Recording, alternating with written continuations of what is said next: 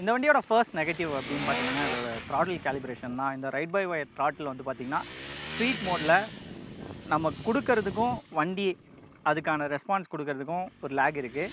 அது of road மோடில் கொஞ்சம் மாறுது, இன்னும் கொஞ்சம் ரெஸ்பான்சிவாக இருக்குது. பட் என்னை கேட்டிங்கன்னா அந்த லேகுனாலேயே நிறைய இடத்துல வந்து பார்த்திங்கன்னா நான் ஒரு ஜம்பை இனிஷியேட் பண்ணுறேன்னா அதை வந்து முன்னாடியே டைம் பண்ணி இனிஷியேட் பண்ண வேண்டியதாக இருக்குது.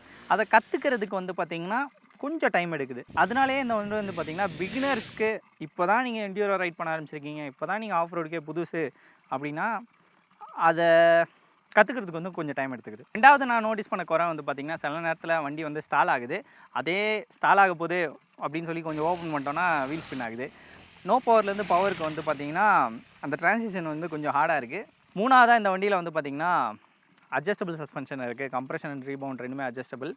ரியர்லியும் அதே தான். பட் ப்ரீலோட் அட்ஜஸ்ட்மெண்ட் வந்து உங்களுக்கு முன்னாடி வரல.